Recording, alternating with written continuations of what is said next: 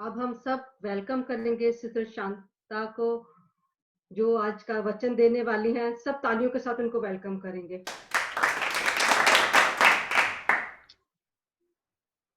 Praise the Lord. Praise the Lord. सभी बहनों को जो यहाँ इस समय उपस्थित है या जगह जगह अपने अपने जगहों पे खड़े होकर बैठकर अपने घरों में देख रही हैं, मैं सभी का हार्दिक स्वागत करती हूँ, धन्यवाद करती हूँ कि आप सब लोगों ने मुझे मौका दिया। मैं खास करके बहन राज को बहुत बहुत धन्यवाद देती हूँ, शुक्रगुजार होता हूँ उसके कि उसने मुझे आप लोगों से मिलाया, और बहन लवीना ने और उनके साथियों ने सबने मिलकर ये मुझे मौका दिया कि मैं आपके साथ खुदा के कलाम को शेयर करूं। तो मैं इस समय कुछ अपने विषय में भी थोड़ा बताऊंगी कि मैं हूं कौन और कैसे मेरा जन्म हुआ और कैसे मैं प्रभु यीशु में आई। पर इससे पहले कि मैं कुछ और बोलूं, आओ मैं पहले आपको कलाम के बीच से एक अच्छी महिला, एक अच्छी औरत, एक अच्छी बहन के, क्योंकि ये बहनों की मीटिंग है और मैं इसलिए आपके सामने एक अच्छी स्त्री के विषय में, जो खास हम सभी जानते हैं, जो लिखा हुआ है हितोपदेश या नीति वचन या प्रोवर्ब्स, इंग्लिश में प्रोवर्ब्स है, और उसके 31 चैप्टर के आखिरी कुछ वचनों को पढ़ना चाहूंगी। नीति वचन 31वां अध्याय और उसके 25 से लेकर 31 वचन तक पढ़ूंगी, जहां इस प्रकार लिखा है, वो बल और प्रताप का पहरावा पहने रहती है और आने वाले काल पर हंसती है। वो बुद्धि की बात बोलती है और उसके वचन कृपा की शिक्षा के अनुसार होते हैं। वो अपने घराने के चाल चलन को ध्यान से देखती है और अपनी रोटी बिना परिश्रम नहीं खाती। उसके पुत्र उठ उठकर उसको धन्य कहते हैं और उसका पति भी उठकर उसकी ऐसी प्रशंसा करता है। बहुत सी स्त्रियों ने अच्छे अच्छे काम तो किए हैं, परंतु तू उन सबों में श्रेष्ठ है। शोभा तो झूठी और सुंदरता व्यर्थ है, परंतु जो स्त्री यहोवा का भय मानती है उसकी प्रशंसा की जाएगी। उसके कामों के परिश्रम का फल उसे दो और उसके कामों से सभा में उसकी प्रशंसा होगी।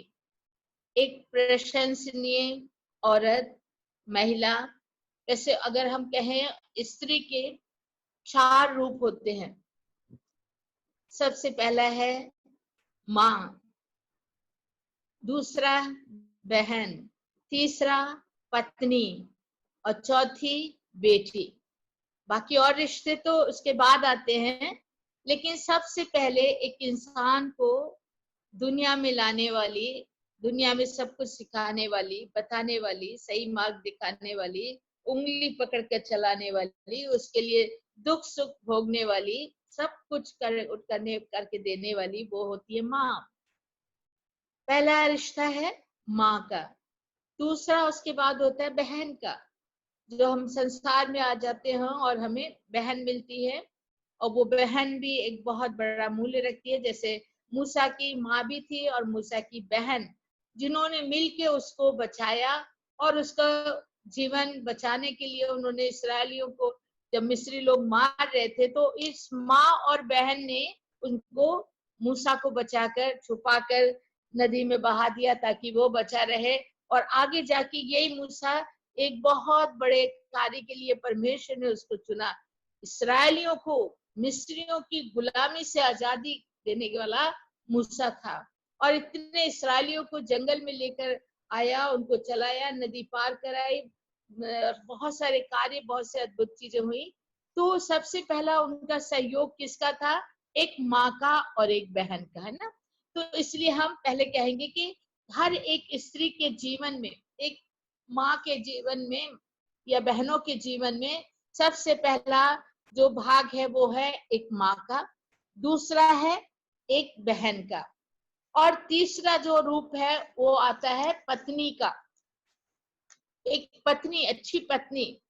यहाँ पर हम पत्नी के विषय में, ये अभी ये सलोमन राजा, जो बहुत बड़ा ज्ञानी था, बहुत बुद्धिमान इंसान था, और इसने इस अध्याय में 10 पद में कहा, 31वां अध्याय प्रोवर्ब्स 31 चैप्टर 10 वर्ड्स में उसने कहा है, और वहां पर ये कहा है कि भली पत्नी कौन पा सकता है जिसका मूल्य मूंगों से भी बहुत ज्यादा है। मतलब वो इतनी कीमती और बेशकीमती होती है कि उसका मूल्य मूंगों, रत्नों, हीरो जवाहरातों से भी ज्यादा कहा गया है। तीसरी चीज है पत्नी। और पत्नी को हम देखेंगे तो हमारी बाइबल में ऐसी बहुत सी पत्नी है जिन्होंने अपने पति का सहयोग, जैसे सारा की पत्नी अब्राहम की पत्नी सारा थी, और वो अपने पति को परमेश्वर मानती थी, पर उसकी आज्ञा की पालना करती थी। जब उसका पति को परमेश्वर का हुक्म आया, ये घर बार सब छोड़ो, अपने लोगों को, हम देखते हैं जेनेसिस 17:1 में कि तुम्हें यहाँ से निकलना है, जहां मैं कहूँ वहां तुम्हें जाना है। तो उसके साथ उसकी पत्नी सारा, वो भी बिल्कुल वैसे ही तैयार होकर उसके साथ चली, और उसने अपने पति की आज्ञा की पालना की, परमेश्वर की आज्ञा की पालना। ये थी एक अच्छी पत्नी। और इसी के बाद हम देखते हैं उन्हीं के बेटे इसहाक की पत्नी के रूप में परमेश्वर ने रेबका को चुना। रेबका तो जेनेसिस 24 चैप्टर 14 से लेकर 21 तक हम देखें, पहले वो पूरा अध्याय में लिखा हुआ है कि रेबका एक इतनी अच्छी लड़की थी जिसको पत्नी के रूप में परमेश्वर ने इसहाक के लिए चुना, और उसको ढूंढने के लिए अब्राहम खुद नहीं गया, अपने नौकर को भेजा, और नौकर ने मन में ठाना था कि मैं अपने मालिक के लिए एक अच्छी पत्नी को ढूंढने जा रहा हूँ। और उसने मन में एक वो किया कि ऐ खुदा, मुझे एक ऐसी लड़की तुझसे मिला जो मेरे कहने से पहले मुझसे कहे कि मेरे ऊँटों को, मुझे भी पानी पिलाएगी और ऊँटों को भी पानी पिलाएगी। मतलब इतना बड़ी अच्छी भाग्यवान लड़की होनी चाहिए, इतने अच्छे काम वाली लड़की होनी चाहिए जो परदेसी की मदद करने वाली हो, जो सबको दुख को जानने वाली हो। और इसी तरह हुआ जब ये अब्राहम का नौकर जब वहां पहुंचा और रेबका को उसने देखा, जेनेसिस 24 चैप्टर में हम देखेंगे, और उसने उसको कहा है बेटी तू कौन है, तो उसने बताया कि मैं फलां की बेटी हूँ, मेरा नाम रेबका है। तो उसने कहा कि क्या तुम मुझे पानी पिलाओगी, क्या मेरे पानी पिलाओगी, तो इतना ही बोला। और उसने कहा हाँ हाँ, मैं आपको भी पानी पिलाऊंगी, आपके ऊँटों को भी पानी पिलाऊंगी। आप सोच के देखिए कि एक जवान लड़की है ना, एक पत्नी बनी बाद में वो इसहाक की, लेकिन उसने जवान बेटी और वो कुंवारी कन्या थी, पानी भरने आई थी अपने घर के लिए। एक परदेसी ने पानी मांगा, उसने तुरंत पानी देने के लिए उसको तैयार हो गई, और उसने उसको भी पानी पिलाया, और उसके ऊँटों को, आप सोच सकते हैं कि कितने ऊँट होंगे उसके, और नौकर भी थे, उन सबको पानी भर भर के नीचे से, उन दिनों में टेप नहीं था कि टेप से पानी खोल के निकालते, कुएं से पानी निकाला। कुएं से उसने इतना परिश्रम किया, पानी निकाल निकाल के माले उसको भी पिलाया, नौकर को भी पिलाया, और उसके बाद उनके आदमियों को भी पिलाया, और इसके बाद ऊँटों को पानी पिलाया। और इसका फल उसको प्राप्त हुआ। क्या हुआ? परमेश्वर के दास ने, जो इब्राहिम का नौकर था, उसने उसको बहुमूल्य चीजें दी हैं। यहाँ पर हम देखेंगे जेनेसिस में या उत्पत्ति के 24 अध्याय में आप देखिए तो वहां पर बड़े सुंदर तरीके से लिखा है कि वहां उसको जब इसने पानी पिलाया, और इसका प्रतिफल बाइबल में लिखा है, अगर एक गिलास पानी पिलाओगे तो उसका भी फल तुमको मिलेगा। तो इसको यहाँ पर फल क्या दिया गया, हम देखेंगे कि अब्राहम के नौकर ने, जो उसका दास है, उसने उसको आशीष दी और उसको ये चीजें दी। यहाँ पर लिखा है जब 24 अध्याय और उसके 22 पद में लिखा है, जब ऊंट पी चुके तब उस पुरुष ने आधा तोला सोना का एक नथ निकाल कर उसको दिया, और 10 तोले सोने के कंगन उसके हाथों में पहना दिए, और पूछा तू किसकी बेटी है, वो मुझको बता, क्या तेरे पिता के घर में हमारे टिकने के लिए स्थान है? उसने उत्तर दिया, मैं तो नहर के जन्माए मिल्का के पुत्र बैतुएल की बेटी हूँ। फिर उसने उससे कहा, हमारे यहाँ पुआल और चारा भी बहुत है, और टिकने के लिए स्थान भी है। और उस पुरुष ने सिर झुका के यहोवा का दंडवत किया। अब्राहम के नौकर ने जब इस तरह की बातें कही, और उसको देखो कितनी अच्छी बात, ये बेटी ने पानी पिलाया, एक गिलास पानी का भी फल पाओगे, बाइबल में लिखा हुआ है मत्ती 10 का और उसके 40 से 41-42 पद में प्रभु यीशु ने कहा है कि अगर तुम मेरे नाम से किसी को ग्रहण करोगे और उसको एक गिलास पानी पिलाओगे तो उसका भी प्रतिफल मिलेगा।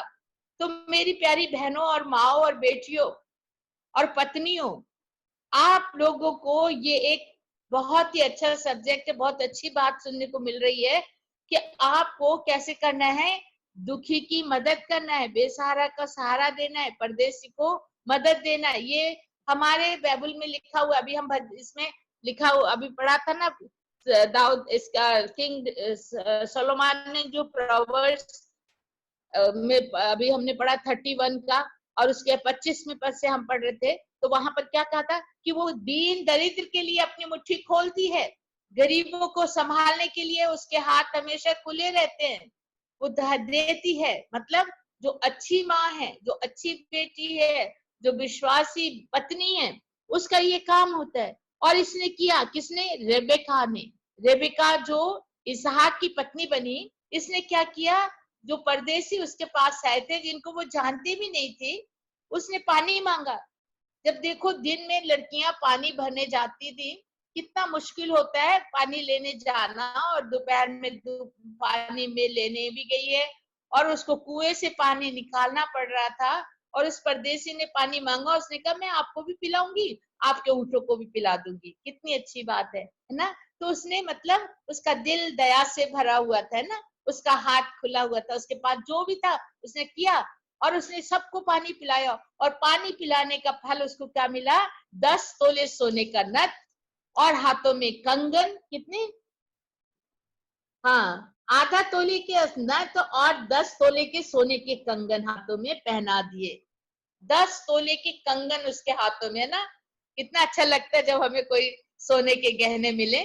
तो इसको कैसे मिला? क्योंकि उसने एक उपकार किया, एक अच्छा काम किया, और उनको कहा आप हमारे घर आ सकते हैं, हमारे रहने को भी जगह है। आज हम लोग अपने घर में किसी को बुलाने से डरते, कोई अगर प्रभु का दास भी आता है तो उसको भी कहते नहीं, अभी हमारे हम टाइम नहीं है, हम लोग बहुत बिजी है, हम लोग ऐसे हैं। तो प्रभु के दासों को भी, मेरे जीवन में, मेरे भाई के जीवन में बहुत बार ऐसा हुआ है कि कई बार हम लोग ऐसी जगहों पे गए, बहुत परेशान होकर, दुखी होकर, और लोगों से कहा आज की रात हम आपके यहाँ ठहरना चाहें। नहीं जी, आज हम लोग कहीं जा रहे हैं, हमारे यहाँ जगह नहीं है, या कोई ना कोई ऐसा बहाना लोग बनाते हैं। लेकिन इसने, बेटी ने क्या कहा? हमारे यहाँ आपके जानवरों के लिए चारा भी है, आप लोगों के रहने के लिए जगह भी है, आप आ सकते हो। ये था एक अच्छे माँ बाप का इस बेटी को शिक्षा दिया हुआ, सिखाया हुआ है उपदेश, और उसने वो किया और इसने अपने यहाँ उनको बुलाया और इसका फल इसको मिला। ये थी किसकी पत्नी? इसहाक की पत्नी। बाद में परमेश्वर ने उसको किस फैमिली से जोड़ा? एक बहुत बड़ी फैमिली, विश्वासियों का पिता अब्राहम के बेटे इसहाक की पत्नी के रूप में उसको परमेश्वर ने चुना और उसको जोड़ा, और बाद में वही वंश बढ़ के आता चला गया। और भी बहुत सी पत्नियां हैं, जैसे जेकब की पत्नी थी रहल, और उसकी 12 बेटे हुए, और उनमें से उसने उसका सबसे छोटा बेटा जो था जोसेफ, जोसेफ को परमेश्वर ने चुना, वो भी बहुत अच्छा लड़का था। उसके बाद हम देखते हैं नोआमी को, नोआमी और रूथ, ये भी सास और बहू थी दोनों, और सास और बहू मतलब एक माँ बेटी के रूप में वो रही। उन्होंने एक दूसरे की चुगली, निंदा, बुराई ये सब नहीं करती थी, प्यार से रहती थी। इसलिए इनसे हमें शिक्षा ये मिलनी चाहिए, लेनी चाहिए कि हम भी इसी तरह प्यार से रहें। रेबेका से कि हम दूसरों का उपकार करने वाली पे बेटियां बने, बहुएं बने और अच्छी बने, और सारा से कि वो एक विश्वासी स्त्री थी और इतने साल हो गए उसके बच्चे नहीं थे, 90 साल की उम्र तक उसका विश्वास परमेश्वर पर बना रहा और प्रभु ने उसकी कोख खोली। 90 साल की उम्र में उसको बेटा मिला, और ये कितना अच्छा लगता है ना। तो इस एक एक से हम एक एक शिक्षा पा सकते हैं, विश्वास इससे और अच्छे कर्म। रेबिका ने जो भलाई के काम करने वाली थी और उसको फल मिला। उसके बाद हम रहल के विषय में, उनको भी उनके द्वारा उसको प्रभु ने बड़ी आशीष दी। उसके बाद हम नोआमी और रूथ को देखते हैं, जो परदेश ने बन के आई, जिनका सब कुछ खत्म हो चुका था, कुछ भी नहीं था, लेकिन उन्होंने परमेश्वर को नहीं छोड़ा। आज दुनिया भर में हम देख रहे हैं अकाल पड़ रहे हैं, मुसीबतें हैं, कितना हो रहा है, भजन से प्रोवर्ब्स में क्या कहा है, वो आने वाले दिन के लिए, अकाल के समय के लिए वो हंसती है, वो दुखी नहीं होती, वो चिंतित नहीं होती, क्योंकि उसको विश्वास है मेरा परमेश्वर मेरे साथ है, वो मेरी रक्षा करेगा, वो मुझे सुरक्षित रखेगा, इसलिए वो नहीं घबराती। देखिए आप पढ़ेंगे तो क्या लिखा है कि वो आने वाले दिनों के लिए उसका उसका कमर कसी रहती है। 25वां पद, वो बल और प्रताप का पहरावा पहने रहती है और आने वाले काल पर हंसती है। क्या करती है?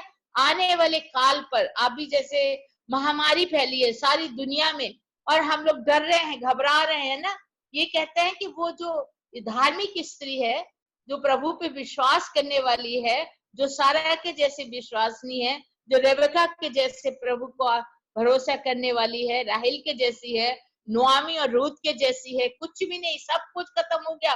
फिर परमेश्वर ने उसको सब चीजों से भरपूरी दी, घर भी मिला उसको, पति भी मिला उसको, बच्चा भी मिला, और वही बच्चा प्रभु यीशु का पूर्वज बना और आज संसार भर को पाप से मुक्ति देने वाला यीशु मसीह।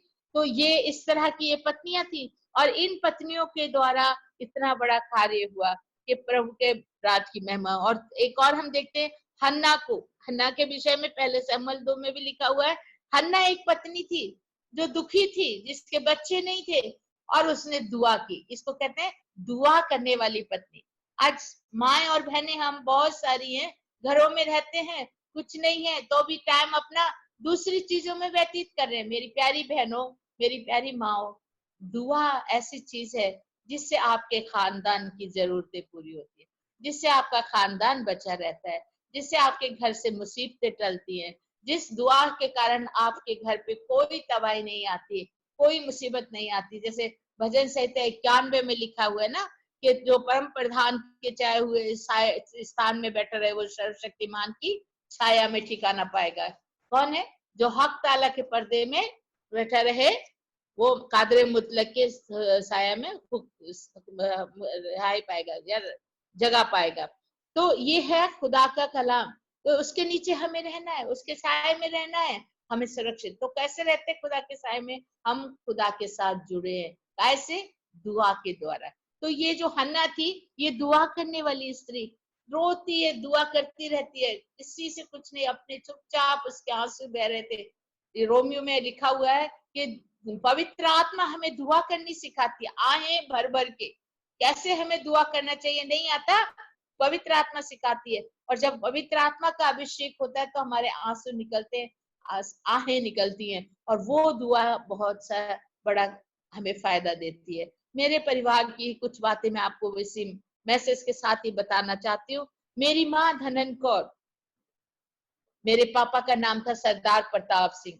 मेरे पापा बहुत बड़े जमींदार थे, करोड़पति थे, और वो बहुत बड़े अधिकारी भी थे लैलपुर में। उस समय, उस जमाने में वो डिस्ट्रिक्ट कलेक्टर थे, और उनके पास धन दौलत की कमी नहीं थी, इज्जत शौहरत की कमी नहीं थी।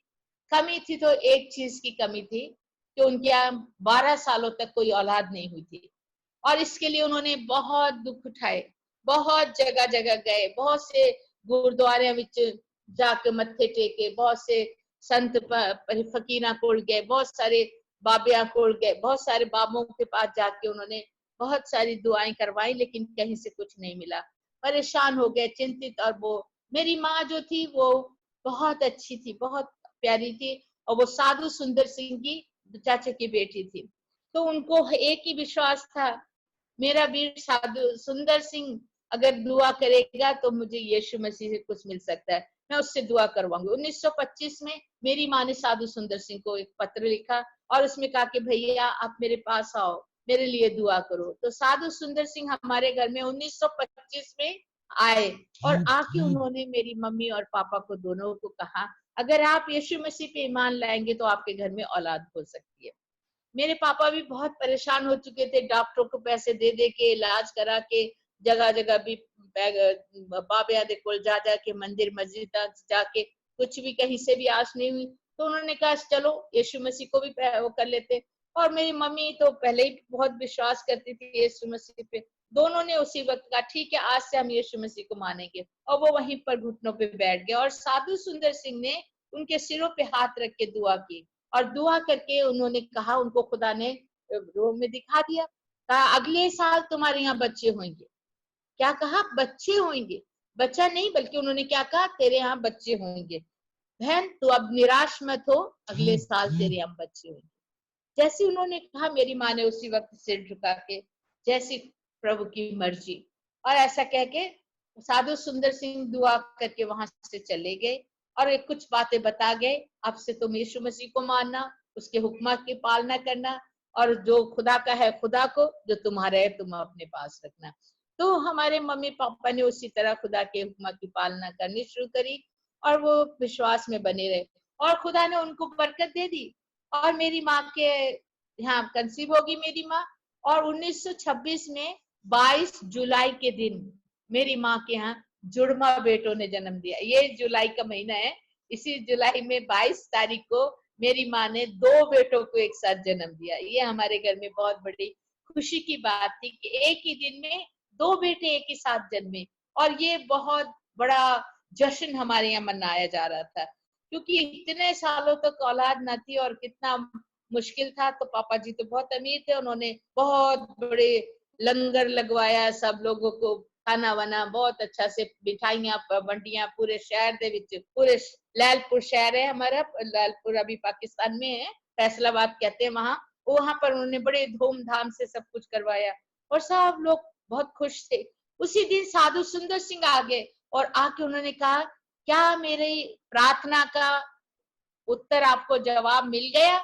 मेरी मम्मी ने, डैडी ने कहा, हाँ जी मिल गया, आपने कहा था बच्चे होंगे, प्रभु ने देखो हमें 2-2 बच्चे दिए हैं, मतलब 2 बेटे दिए हैं प्रभु ने। और साधु सुंदर सिंह बहुत खुश हुए और उनको दोनों बच्चों को आशीर्वाद दिया। आशीर्वाद दे के कहते, इसमें एक प्रभु का है, पहला फल निर्गमन में लिखा हुआ है, पहला फल जो होता है वो खुदा का होता है, वो उसको खुदा को देना है। मेरी माँ खुश होगी, कहते जरूर मैं बिल्कुल देती हूँ। उन्होंने अपना पहला बेटा साधु सुंदर सिंह की गोद में दे दिया, ये लीजिए, और हम एक रखेंगे, एक हमारा है एक खुदा का है। साधु सुंदर सिंह ने कहा, बहन इसको पालना तुझे ही है, जब ये बड़ा हो जाएगा तब ये साधु बनकर मेरी तरह पूरी दुनिया में जाके खुदा की महिमा करेगा, अभी तुझे पालना है दोनों को एक साथ एक समान, और इसको यीशु मसीह में बढ़ाना है। मेरी माँ बहुत खुश हुई, उन्होंने कहा ठीक है साधु जी, जैसा आप कहते हैं मैं वैसे करूंगी। और ठीक उसी के अनुसार मेरी माँ ने मेरे बड़े भाई को, जिसका नाम साधु सुंदर सिंह खुद नाम रखा था, ये साधु किशन सिंह रखता हूँ, और उनको साधु किशन सिंह का नाम देकर डेडिकेट कर दिया खुदाबंद यीशु मसीह के लिए। और वो खुदाबंद यीशु मसीह में बड़े, 14 साल की उम्र हुई और वो भी साधु सुंदर सिंह की तरह साधु बनके मेरे भाई साधु किशन सिंह सारी दुनिया में खुदा की मनादी करने के लिए निकल गए। इन 2 बेटों के बाद हमारे घर में जैसे खुल गए खजाने खुदाबंद यीशु मसीह के, हमारे घर में बच्चों की लाइन लगनी शुरू हुई। 2 बेटों के बाद और 5 बेटे हुए, 7 बेटे हो गए, और उसके बाद 3 बेटियां, सब मिलके 10। जैसे इन दोनों हाथों की 10 उंगलियां हैं, उसी तरह साधु सुंदर सिंह ने 10 उंगलियां रख के बरकत दी थी। खुदा ने 10 बेटे बेटियां दी है। आजकल तो हंसी आती है ना ये सुन के, 10 बच्चे, लेकिन उस जमाने के बीच में बहुत बड़ी आशीष मानते थे। और सबसे छोटी हूं मैं, मेरा है नंबर 10, मेरे बाद ही हुई बस। तो ये है खुदा का अद्भुत चमत्कार जो खुदा ने हमारे घर में किया। और मुझे 10वां भाग के रूप में मेरी मम्मी ने कहा, खुदा ने हमें पहला फल देने का, अपना पहला बेटा देने के लिए दिया, ये 10वीं बेटी है, ये भी खुदा की है, 10वां भाग है ये हमारी, इसको भी हम खुदा के लिए देंगे। तो मेरे प्यारे बहन और भाइयों, मुझे भी जब मैं छोटी सी थी, मेरे मम्मी पापा ने खुदावंद यीशु मसीह के लिए बलिदान कर दिया, दे दिया कि ये आपसे हमारी बेटी नहीं है, बल्कि ये खुदा की बेटी है, और उन्होंने मुझे 10वां भाग के रूप में खुदा को अर्पण कर दिया। तो इस तरह मैं अपने घर से, मेरे बड़े भैया साधु किशन सिंह और मैं, हम दोनों चुने गए, खुदा के लिए चुने गए।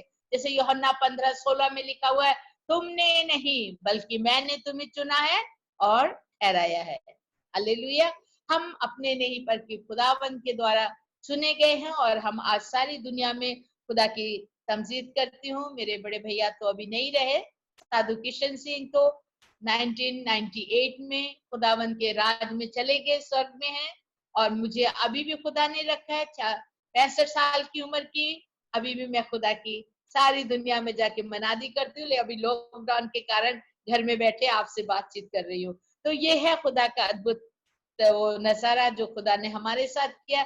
मेरी जिंदगी बहुत बड़ी, मेरी टेस्टमनी बहुत बड़ी है। मैं उसका एक छोटा सा भाग बस बताऊंगी। और भी बहुत सी बातें हैं। मेरे भैया साधु किशन सिंह को हमारी माँ ने कहा, माँ ही बच्चे को शिक्षा देती है। माँ ने कहा था, बेटा सारे जगहों पे लोग यीशु मसीह को जहाँ जानते हैं वहीं जाके तुम नहीं उपदेश देना, वहां जाना जहाँ कोई भी यीशु को नहीं जानता है, तो वहां जाके तुम यीशु मसीह की मनादी करना। तो मेरे भाई ने लद्दाख, कश्मीर, पहाड़ों में, जंगलों में, गांव में, देहातों में, जहां लोग जानते नहीं यीशु मसीह को, वहां जाके उन्होंने प्रचार किया। और 55 साल, 55 ईयर्स तक उन्होंने प्रचार किया। पैदल चल के जाते थे, कितने किलोमीटर पैदल चलना, भूखे रहना, नंगे प्यासे, ठंड में, बर्फ में, मुश्किलों के बीच में लोगों ने उन्हें मारा, पीटा। उनके शरीर पर 300 घाव के निशान, जख्मों के निशान किए लोगों ने, फिर भी वो खुदा के काम करते रहे।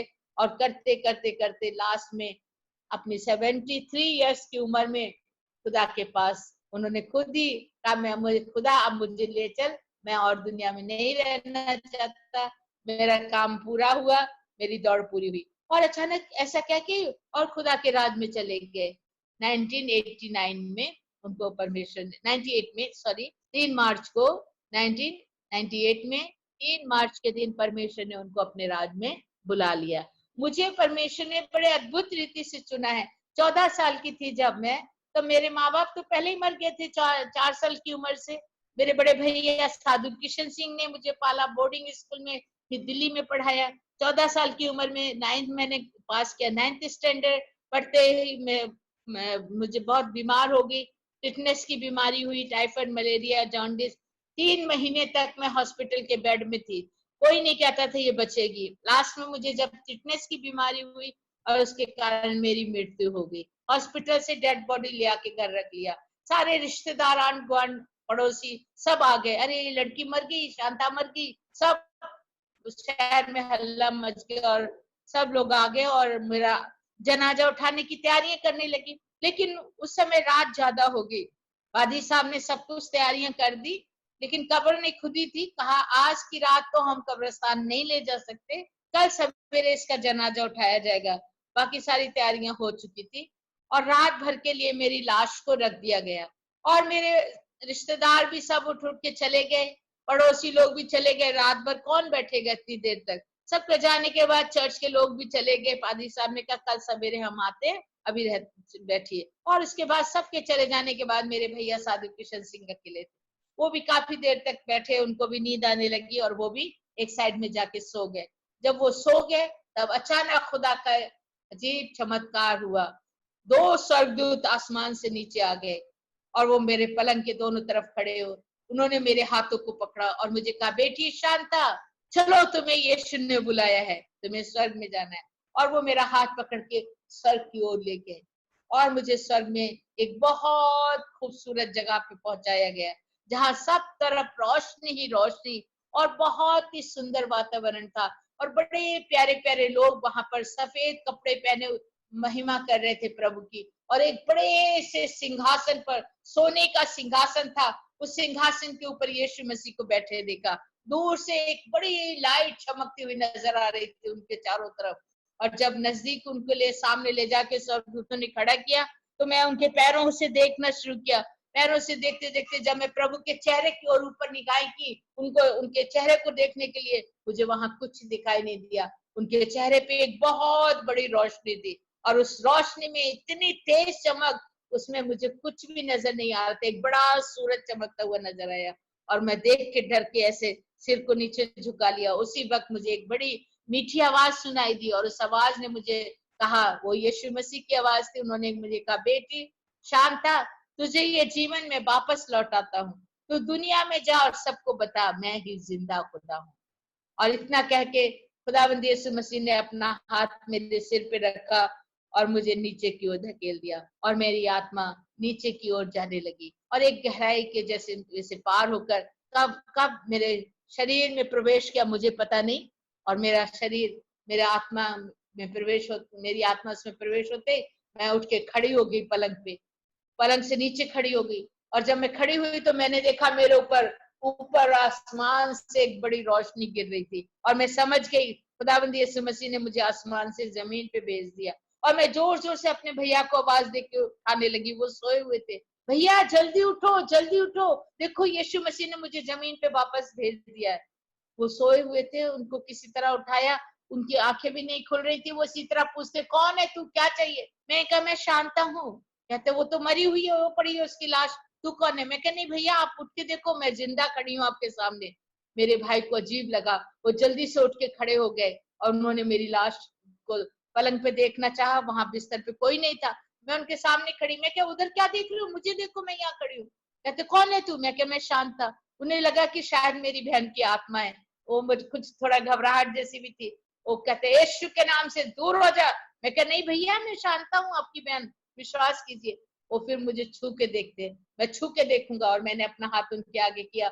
उन्होंने मेरी हड्डियों को ऐसे दबा के देखा हाथ को। कहते अरे सच में तू तो शांत है। मैं कहा हाँ भैया वही तो मैं कह रही हूँ, मैं आपकी बहन हूँ। अच्छा क्या हुआ मुझे बता। फिर मैंने बताया मुझे ऐसे दो स्वर्गदूत ले गए थे आसमान पर, और मैंने वहां पर एक सुंदर जगह पर एक सोने का सिंहासन पर यीशु मसीह को बैठे हुए देखा।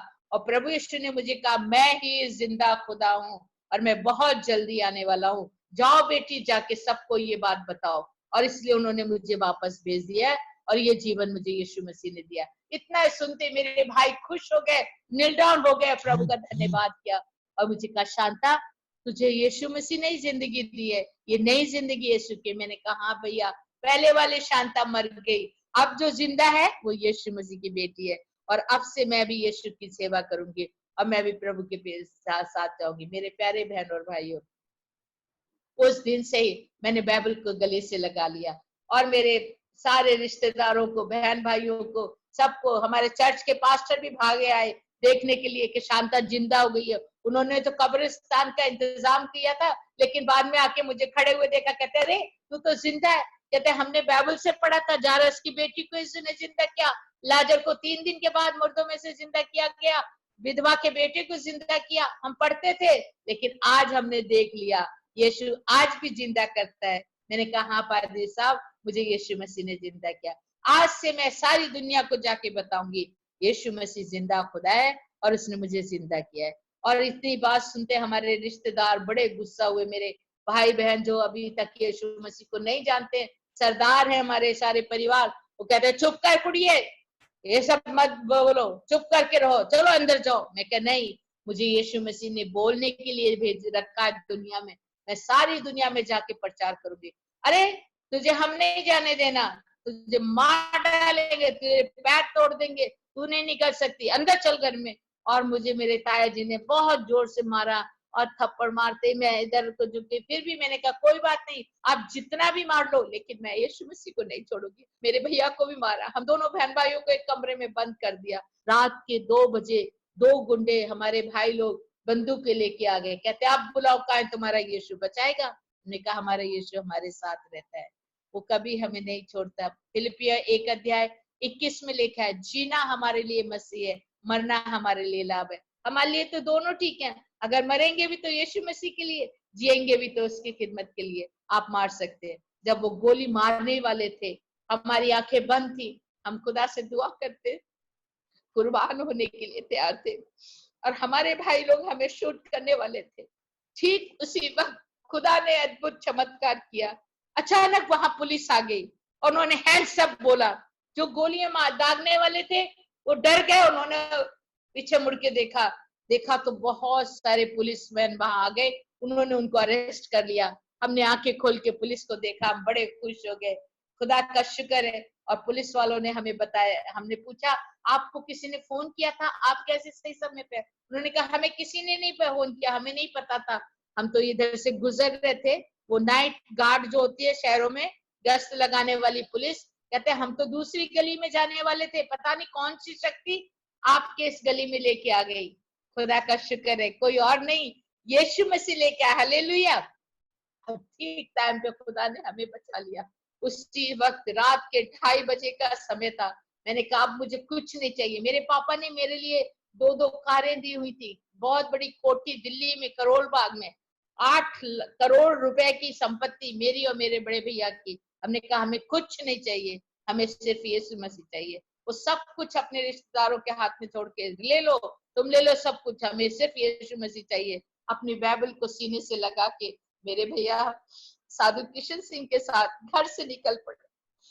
प्रभु तू जहां ले जाना चाहते हम जाएंगे, हम रुकेंगे नहीं। स्टेशन पे हमारे ड्राइवर को बोला छोड़ के आ। हमारी गाड़ी पे 2 बार फायरिंग किया हमारे ताऊ जी ने, चाचा लोगों ने, पर फिर भी खुदा ने हमें बचा लिया। हम स्टेशन पे पहुंचे, एक ट्रेन खड़ी थी जिसपे आसाम मेल लिखा हुआ था, आसाम जाने वाली। भैया कहते शांता आसाम की गाड़ी खड़ी है, आसाम जाएंगे? हमने कहा बिल्कुल, जहां खुदा ले जाएगा हम तैयार है, टिकट ले लेता हूँ। उन्होंने अपनी पॉकेट में हाथ डाला, लेकिन वहां से उनका मनी पर्स भी भूल के आ गए। कहते अरे मनी पर्स भी नहीं लिया, घर में छूट गया, अब टिकट कैसे लेंगे? ठीक उसी वक्त एक भाई वहां आ गया, उसको पता लग गया था कि हमारे रिश्तेदार हमें मार रहे हैं। उसने कहा आपके रिश्तेदार फिर आपको मारने आ रहे हैं, अब जल्दी से यहाँ से भागो। हमने कहा हमारे पास टिकट के लिए भी पैसे नहीं है, ट्रेन तो है लेकिन हम कैसे उस पे जाए। उसने तुरंत, भाई ने 2 टिकटें हमें खरीद के दी और हमें ट्रेन पे बैठा दिया और ट्रेन चल पड़ी।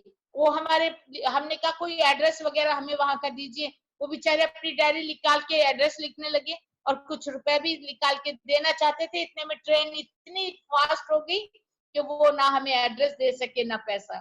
प्यारे बहन और भाइयों, अनजान देश में जा रहे थे, हमारे पास एक पैसा भी नहीं, खाने को कुछ नहीं। 5 दिन का सफर ट्रेन का, 1-2 दिन नहीं। आज भी दिल्ली से यहाँ फास्ट ट्रेनें चल गई हैं, तीसरे चौथे दिन आके यहाँ ट्रेन पहुंचती है दिल्ली से। हम जहाँ रहते हैं यहाँ इस जगह पे, तो आसाम में, और उस समय तो स्लो ट्रेन थी। 5 दिन ट्रेन में, कुछ भी खाने को नहीं, एक पैसा भी हमारे पास नहीं, एक चाय पीने के लिए भी नहीं। मेरे भैया ने मुझे कहा शांता किसी से नहीं मांगना है, मांगना है तो खुदा से मांगना है, वो देगा तो ठीक, वो नहीं देगा तो हम किसी से नहीं मांगना, दुआ करके बैठे रहना।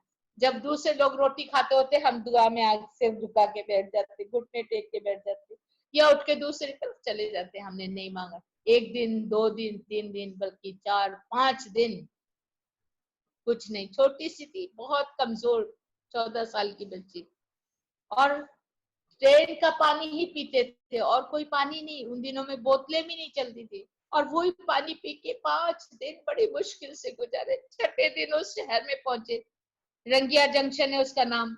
वहां जाके हमने सोचा कहीं कोई चर्च होगा, सब तरफ ढूंढा, एक भी चर्च नहीं, कोई जगह नहीं। और जाके हम लोग एक जगह बैठ के दुआ करने लगे, प्रभु अब क्या करें, कहाँ जाएं? कोई भी हमें यहाँ चर्च नहीं। किसी को पूछते तो वो कहते नहीं नहीं यहाँ कोई किस्ट्रे, भागो भागो। कोई भी हमें ग्रहण नहीं करता, सब धुतकार रहे थे। चल चल के पैरों में छाले पड़ गए, भूख से चक्कर आके कई बार मैं बेहोश होके गिरी। मेरे भाई पानी डाल के मुझे फिर से खड़ा किया। इस तरह बहुत दुखी और परेशान होगी मेरी प्यारे बहन और भाइयों। और परेशानी की हालत में जब हम दुआ करने बैठे, ऐ खुदा तू क्या चाहता है, हमें कहाँ लाया है, यहाँ हम क्या करें, यहाँ कोई भी हमारा सहारा नहीं। ठीक उसी वक्त एक बूढ़ा इंसान हमारे पास आके खड़ा हुआ और कहता है आपको कहाँ जाना है, किसको मिलना है? हमने कहा यहाँ कोई चर्च है, यहाँ कोई हमें ऐसी जगह है जो हमारी कोई मददगार, यहाँ क्रिश्चियन बहन भाई? कहता है यहाँ कोई नहीं है, वो दूसरा एक शहर है, वहां हरी सिंगा उसको कहते हो, जगह का नाम है हरी सिंगा। वहां क्रिश्चियन लोगों का, मिशनरियों का हॉस्पिटल है, मिशनरियों का स्कूल है, वहां पर ही क्रिश्चियन रहते हैं। हम बड़े खुश हो गए। हमने कहा ठीक है हम वहीं जाएंगे। जाने का कोई कहता हाँ बसें, गाड़ी, ट्रेन है, लेकिन फिर भी हमारे पास पैसे नहीं है, कैसे जाएंगे? मेरे भैया ने कहा कोई पैदल चल के जाने का शॉर्टकट है, वहां है ना, ये रेलवे लाइन के सीधे चलते जाओ, बहुत शॉर्ट है। कितना होगा का लगभग? कहते कुछ नहीं, ज्यादा नहीं है, 10 किलोमीटर। 10 किलोमीटर एक शहर में रहने वाले एक अमीर बाप की बेटी, करोड़पति बाप की, डिस्ट्रिक्ट कलेक्टर की बेटी, मैं कभी पैदल नहीं चली, 2-2 कारें घर में थी, हमेशा कार में चलने वाली। मैंने कहा भैया कैसे 10 किलोमीटर चलूंगी? मेरे भाई ने कहा शांता पवित्र आत्मा हमें शक्ति देगा, हम प्रार्थना करेंगे, आओ हम दुआ करेंगे। और वो दुआ करने लग गए और उन्होंने मेरे सिर पे हाथ रख के मेरे लिए दुआ की। मैं खुदा का शुक्र करती हूँ, उसी वक्त मेरे कदमों में ताकत आ गई। जो पैरों में छाले पड़े हुए थे, दर्द हो रही थी, वो दर्द गायब हो गई। मैंने कहा हाँ चलो भैया मैं तैयार हूँ। रात को ट्रैक पे, रेलवे ट्रैक के ऊपर चल के हम चलना शुरू कर दिया। आप देख रहे होंगे हमारे इंडिया में बहुत सारे मजदूर लोग रेलवे ट्रैक के ऊपर चल रहे थे। वो मुझे मेरे वो दिन याद आ रहे थे जब मैं, मेरे भैया साधु किशन सिंह उसी रेलवे ट्रैक पर चल के 10 किलोमीटर रात के अंधेरे में सिर्फ सूरज और सॉरी तारों की और चांद की रोशनी में, ना कोई लाइट थी ना कुछ, सांप बिच्छू जोंके लंबी लंबी लीचेस हमारे पैरों में लग गई। खून बह रहा था, रेलवे लाइन के ट्रैक के ऊपर खून बहता जा रहा है। कई बार मैं गिरी, उठी और चलती गई लेकिन रुकी नहीं। और एक जगह गिर गई, बहुत जोर से मेरे सिर में चोट आई, मेरे हाथ में, घुटने में, और वहीं बैठ के रोने लग गई। मेरे भाई ने पीछे मुड़ के देखा, शांता क्या हुआ? भैया मैं गिर गई। अरे कोई बात नहीं, चलो प्रभु के बच्चे कभी गिर के रुकते नहीं है, उठते। मेरे आंखों से आंसू बह रहे थे और मैं रो रही। मेरे भैया ने कहा शांता ये आंसू क्यों?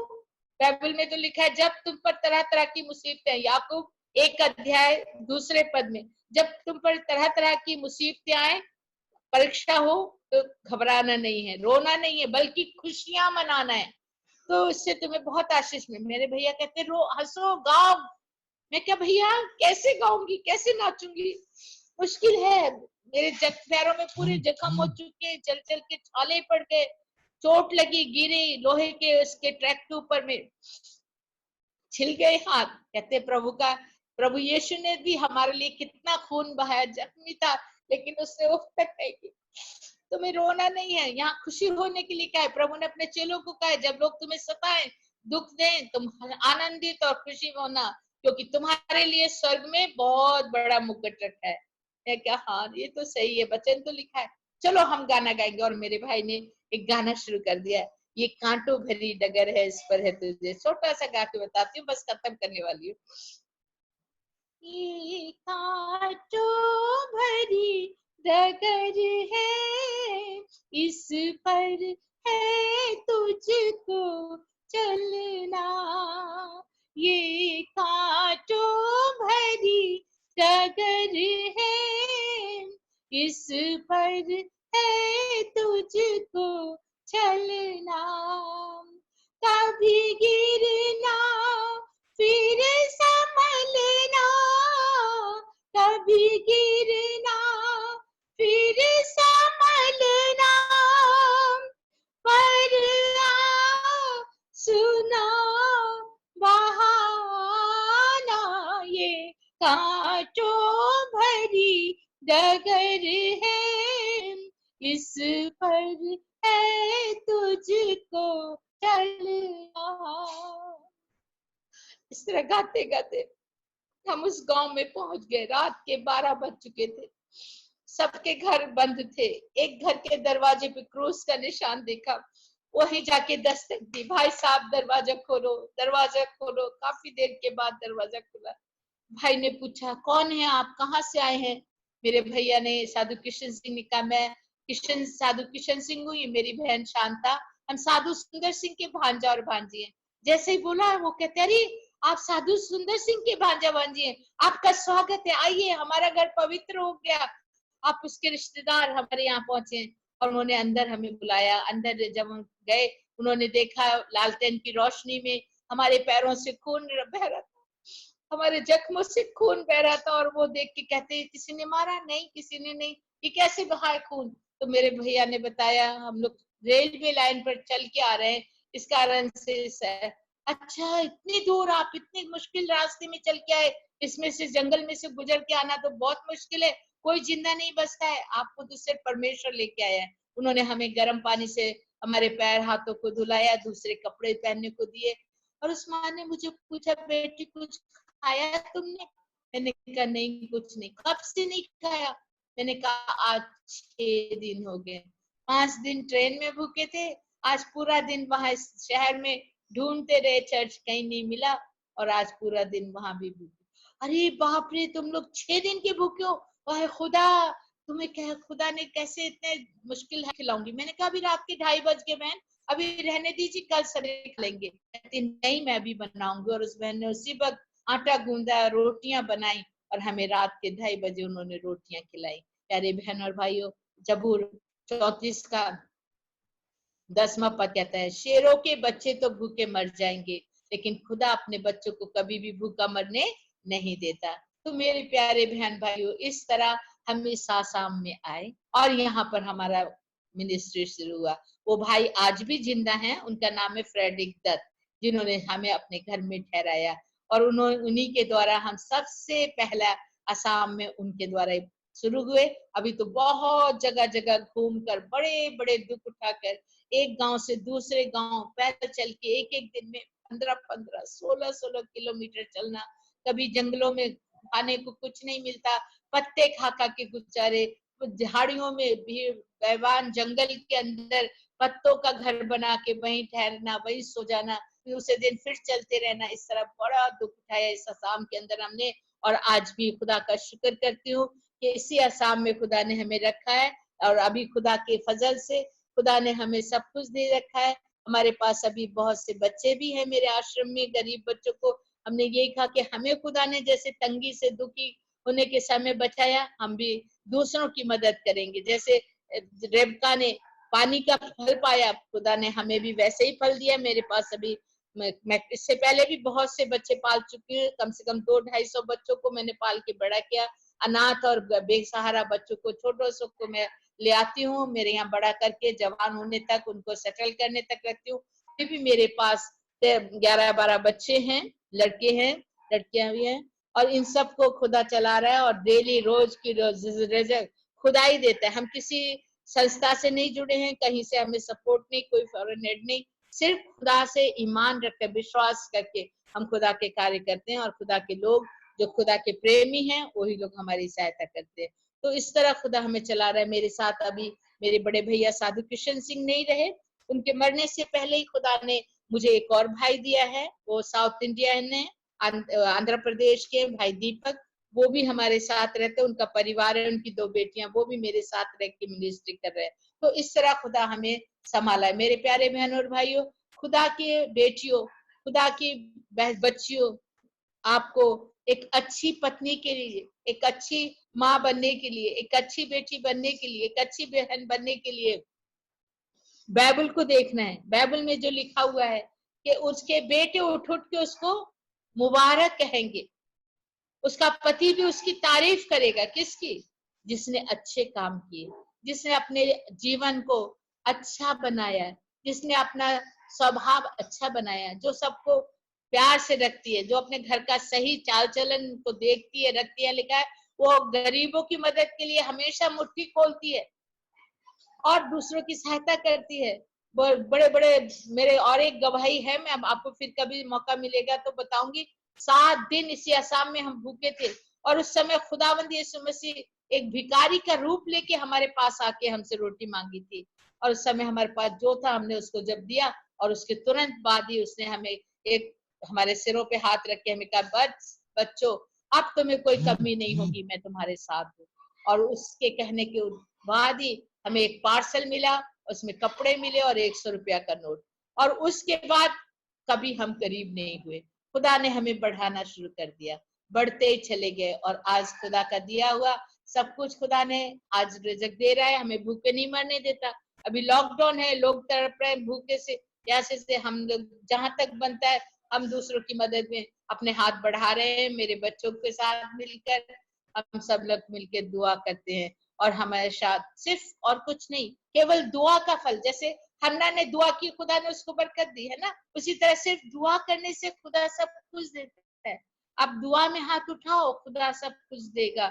मेरी प्यारी बहनों, मेरी प्यारी माओ, मेरी प्यारी बच्चियों, आप मेरी बेटियां हो, मैं आपसे यही कहूंगी, इन बहनों की तरह, सारा की तरह अच्छी पत्नी, रेबका की तरह अच्छी बेटी, जिसने परदेसी को ना जानते हुए अपने घर में शरण दी या उसको पानी पिलाया और पानी का फल पाया। उसी तरह हन्ना ने, उसी तरह नौमी ने, रूत ने अपनी सास की मदद की, अपनी सास को संभाला, बुढ़ापे में उसको छोड़ा नहीं। नहीं, तेरे लोग मेरे लोग, तेरा परमेश्वर मेरा परमेश्वर। वो चाहती अपनी जवानी का इस्तेमाल कर सकती थी, लेकिन उसने वो नहीं, उसने सोचा खुदा के लोगों के साथ रहना सबसे अच्छा है, और वो अपनी सास के साथ लगी रही। तो इसी तरह मेरी प्यारी बेटियों, मेरी प्यारी बहुओं, मेरी प्यारी बहनों, मैं आपसे भी यही चाहती हूँ, हमें वैसे बनना है। मेरी माँ धनन कौर एक बहुत ही अच्छी महिला, बहुत ही विश्वासी माँ थी। मेरी माँ ने मेरे भैया साधु किशन सिंह को बाइबल सिखाई, चुपचाप से, क्योंकि हमारे पापा थोड़े बड़े स्ट्रिक्ट थे, और उन्होंने पहले तो यीशु को कबूल किया था, लेकिन बाद में बीच में बिगड़ गए थे, पीछे हट गए थे, बैकस्लाइडर हो गए थे। मतलब वो कहते थे बाइबल पढ़ो, घर में ही रहो, कोई बाहर जाने की जरूरत नहीं है, कहीं चर्च में नहीं मिलना, ईसाइयों से नहीं मिलना, घर में रख के करना चाहते थे। लेकिन मेरी माँ ने कहा, मैंने साधु किशन सुंदर सिंह को बोला मेरे बेटे को मैं साधु बनाना है, इससे सारी दुनिया में जाके प्रचार करना। तो उस बात को लेके मेरी मम्मी मेरे भाई साधु किशन सिंह को रात के 2 बजे उठ के बाइबल सिखाती थी। 2 से लेके 4 बजे तक उनको दुआ सिखाना, बाइबल पढ़ाना, और दोनों माँ बेटे मिलके दुआ करना। और उसका फल था कि मेरे बड़े भैया साधु किशन सिंह एक बड़े महान संत बने। प्यारे बहन और भाइयों, हम आपको ये बता देना चाहते हैं, मेरे भैया साधु किशन सिंह का जन्म 1926 22 जुलाई को, मेरा जन्म 1953 22 जुलाई को ही हुआ। तो हम दोनों बहन भाइयों को खुदा ने अपनी खिदमत के लिए लिया। वो दिन अभी आने वाला है। 22 जुलाई 41 को मेरे भैया साधु बने, 22 जुलाई को ही 37 को उनका बपतिस्मा हुआ। तो इस तरह 4 बहुत विशेष चीजें हमारे जीवन में 22 जुलाई के दिन की हैं। तो ये 22 जुलाई को आप लोग याद रखना, हमारे लिए दुआ करना। अभी मेरे भैया नहीं है, मैं हूँ, और मेरे भैया, मेरे यहाँ जितने बच्चे हैं, हम लोग सब मिलके उस दिन फाउंडर्स डे के रूप में मनाते हैं। मेरे भैया का भी जन्मदिन है, मेरा भी है, और उनके सेवा का दिन भी है, और हमारी मिनिस्ट्री का लिव फॉर क्राइस्ट का ये स्थापना का भी दिवस है। तो इस सब के लिए आप दुआ करेंगे। आइए हम अपने आप को खुदा की हुजूरी में दें, और हम अपने आप को उन माओ की तरह बनाएं जिन्होंने अपना जीवन खुदा के लिए समर्पित किया है, और खुदा के लिए जी, खुदा के लिए जीना, खुदा के लिए मरना।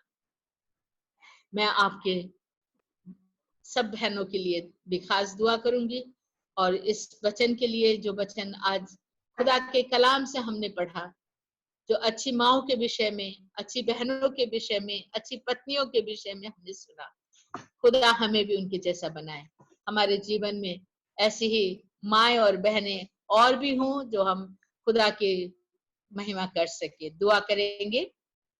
रब्बुल फाज रब्बुल रहीम, कादर मुतलक, रहम दिल खुदा, तेरा शुक्र करती हूँ बाप आसमानी, इस बेशकीमती मौके के लिए जो तूने तेरी बेटियों के साथ मिलके है खुदा बाप, हमें एक साथ यहाँ पर इकट्ठा किया। अलग अलग हैं, फिर भी तेरी हुजूरी में हम एक हैं, और तूने हमें जोड़ा है खुदा बाप इस ग्रुप के द्वारा, इस जूम के द्वारा। ऐ खुदा, सबको तूने बरकत दी है। जो आज कलाम से हमने पढ़ा है खुदा, हम वैसी ही माँ बने, वैसी ही बेटियां बने, वैसी ही पत्नियां बने, वैसे ही बच्चियां बने जो तुझे खुश करने वाली हो, जो तेरे नाम की बढ़ाई करने वाली हो। जैसे साधु सुंदर सिंह की माँ ने उन्हें धार्मिकता का पाठ पढ़ाया, साधु किशन सिंह की माँ ने उन्हें सिखाया। ये माएं भी जो आज ये वचन सुन रही हैं, अपने बच्चों को उस धार्मिकता का पाठ पढ़ाए, उन पत्नियों के स्वरूप बने जिन्होंने दूसरों की सहायता की। ऐ खुदा, तू सबके साथ हो, आशीष और बरकत दे, सुख शांति प्रदान कर। जो यहाँ दुखी और बीमार हैं, परेशान हैं, घरों में किसी भी तरह की तंगी है या किसी भी तरह की जो भी मुसीबतें हैं, उन सबको तू दूर कर। दुआ को सुन और कबूल कर, यीशु मसीह के नाम से मांगती हूँ, आमीन। Hallelujah, praise the Lord. Thank you, thank you thank you sister ma'am. Shanta, God bless you. खुदावन आपके साथ हो, और खुदावन आपको कसरत से और ज्यादा यूज करे। बहुत अच्छा आपने कलाम दिया, हम सब बहनें बहुत इंकरेज हुई, बहुत हौसला अफजाई हुई। हम सब की सेवा के जिंदा कलाम ही है जो हमें बचा सकता है, उसके अलावा और कोई भी नहीं। Thank you so much.